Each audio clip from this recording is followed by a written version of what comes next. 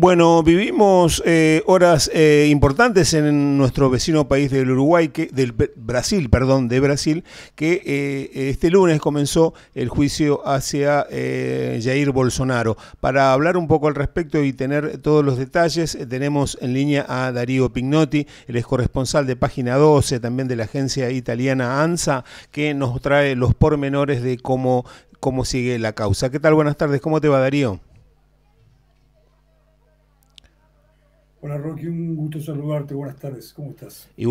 Igualmente para nosotros un gusto tenerte al aire, Darío. Bueno, Darío, contanos un poco de cómo viene este juicio a Jair Bolsonaro. Es, según la definición que se ha vuelto un lugar común en la prensa brasileña, el juicio del siglo. Ocurre que el juicio del siglo sería el juicio más importante de los últimos 25 años. En rigor, la expresión se refiere al juicio más importante en un siglo. ¿Y esto por qué? Porque nunca en la historia brasileña, con varios parecidos a la Argentina, donde los golpes de Estado han sacudido, han estremecido la vida política, la vida republicana, y a diferencia, en este aspecto, de Argentina, nunca hubo el procesamiento de militares que hayan participado en un golpe de Estado o en un intento de golpe de Estado. En este caso nos referimos a un capitán retirado del ejército, Jair Bolsonaro, que era presidente en 2022, cuando comenzó a urdirse, o cuando comenzó la fase final de este plan golpista, que ocurrió el 8 de enero de 2023, y a varios generales de lo más alto del escalafón militar de 4 estrellas que participaron en esa conjura. Por tanto, así como, y en estos días incluso en algunos medios brasileños se citó el film, la película argentina Argentina 1985, la de aquel juicio, la película que evoca aquel juicio en el que fueron procesados los militares de la dictadura, ese Argentina 1985 pudiera ser el título de otro filme, Brasil 2025. De tal suerte que la expectativa es mayor desde el punto de vista periodístico. La semana que concluye hoy había 501 periodistas agendados para cubrir el evento, entre ellos habíamos más de 50 periodistas extranjeros, y no solamente ellos, sino la expectativa política y hasta la expectativa en el plano internacional, porque como bien sabes, Roque, esto al incumbir a Brasil, el país más importante del subcontinente, también tiene reverberancias extranjeras, y es el caso más notorio, el del gobierno norteamericano, cuyo titular, el presidente Donald Trump, es un aliado del más importante de los reos de este proceso, Jair Bolsonaro, y como tal ha amenazado a los jueces del Supremo Tribunal Federal brasileño caso que condenen a Bolsonaro. Y esa hipótesis, la de que Bolsonaro sea condenado a entre 30 y 43 años de prisión, es la más plausible. Poniéndolo en dos líneas, todo indica que el próximo viernes, cuando debiera concluir el proceso, salvo que suceda algún imponderable, Bolsonaro habrá de ser condenado, y esto abrirá un nuevo capítulo. ¿Cuál será la reacción de la populosa parcialidad electorado Bolsonaro, donde no faltan policías, no faltan militares y no faltan grupos de choque, e inclusive tampoco faltan seguidores de las también muy influyentes iglesias, sectas evangélicas que aquí en Brasil, a diferencia de Argentina, son un actor político crucial. Darío, qué hay de cierto en los rumores que probablemente Bolsonaro ha tratado de evadirse o escaparse de su prisión domiciliaria y de haber pedido asilo o en Argentina o en Estados Unidos?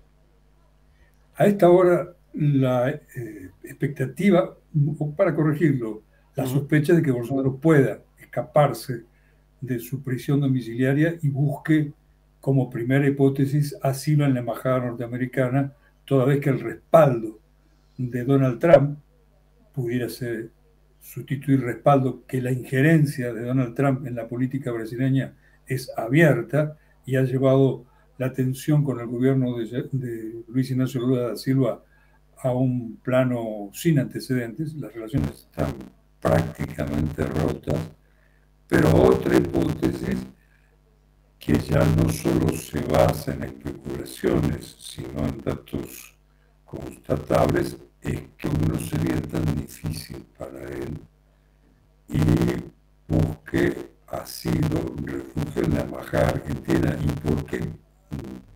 Te digo, Roque, que esto no es una especulación, sino que Bolsonaro está precisamente a esta hora a unos 5 o 6 kilómetros de donde nos encontramos en este momento, en un barrio llamado Jardín Botánico, en un country de Jardín Botánico, a pocos kilómetros de la Embajada Argentina, y con una custodia policial que, si bien ha sido reforzada en los últimos días, no parece tan rígida como para impedirle un escape.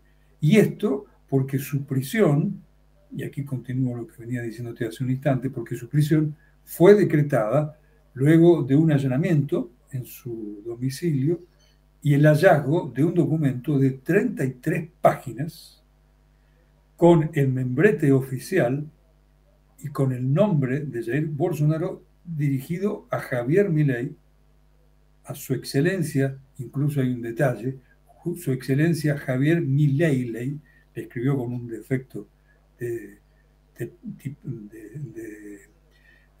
ortografía, solicitándole urgente refugio político. Ese documento no tiene fecha de emisión, pero estaba en los archivos del teléfono personal de Jair Bolsonaro hasta el día en el que le fue incautado, hace hoy 1 mes y 2 días. Por tanto, la conjetura de que pudiera haber pedido o que estaba en sus planes pedir asilo a la Argentina es mucho más que eso, es una prueba material, esa es la expresión usada por el Supremo Tribunal Federal, que a partir de ella pasó de una demora domiciliaria. Bolsonaro, hasta el hallazgo de este documento, permanecía por la noche en su domicilio, pero podía desplazarse durante el día. A partir del hallazgo de este documento dirigido al presidente argentino, o que estaba fechado o que estaba datado como para ser dirigido al presidente argentino, Bolsonaro está en prisión domiciliar 24/24, 24/7, todos los días y de 0 a 24 horas. Darío, finalizando y agradeciendo el contacto y tu deferencia y tu tiempo, ¿qué se rumorea? ¿Cuál es la visión del Congreso brasilero hoy por hoy como para poder sacar una amnistía? ¿Cuál es el cariz? ¿Cómo lo estás viendo vos? La relación de fuerzas en el Congreso apunta a que la base bolsonarista pudiera obtener la aprobación de una amnistía, sea para Bolsonaro o sea para parte de sus aliados, aquellos que el 8 de enero de 2023 invadieron y destruyeron los palacios del Poder Ejecutivo, de la Justicia y del Poder Legislativo. Tanto que estas audiencias se están realizando, si bien en respeto a algunas razones protocolares, también por cuestiones de seguridad, eso es lo que se sospecha, no en el palacio principal del Supremo Tribunal Federal, que es un palacio todo vidriado, sino en un palacio posterior, interno, donde sus paredes son de concreto. Pues bien, esos participantes en el alzamiento del 8 de enero de 2023 pudieran ser beneficiados por esta amnistía que está siendo discutida en el Congreso, y parte del debate entre la base bolsonarista y las autoridades de la Cámara Baja de Diputados, es si incluir o no a Bolsonaro en esa amnistía. No va a ser igual de fácil la aprobación si este proyecto pasara de diputados al Senado en la Cámara Alta, pero en todo caso hay poder de choque, hay fuerza legislativa como para que esto sea aprobado. Claro, Roque, que una ley de amnistía debiera respetar principios constitucionales y, en plan de prever el futuro, también se especula en que si el Congreso finalmente aprobara la amnistía, esta pudiera ser declarada inconstitucional por el Supremo Tribunal Federal. Pero eso ocurriría en el medio y en el largo plazo. En el corto estamos frente a dos escenarios.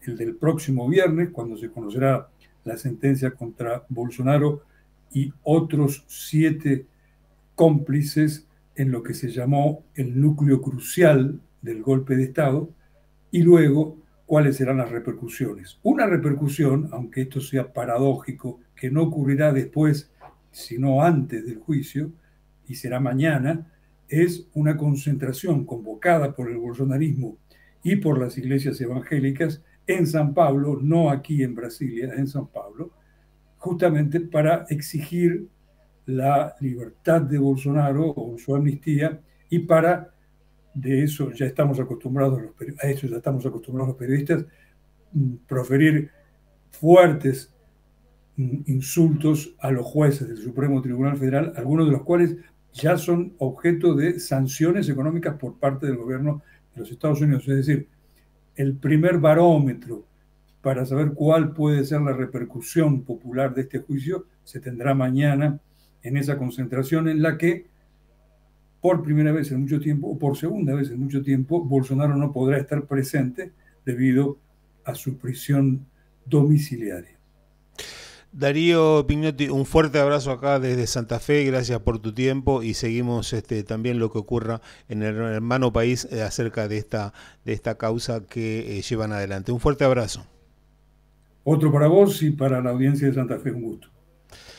Gracias. Hasta aquí la palabra de Darío Pignotti, periodista, corresponsal de Página 12 y de la agencia italiana ANSA, dando los pormenores acerca y al respecto de este juicio que se va a estar conociendo el veredicto el viernes que viene en Brasilia.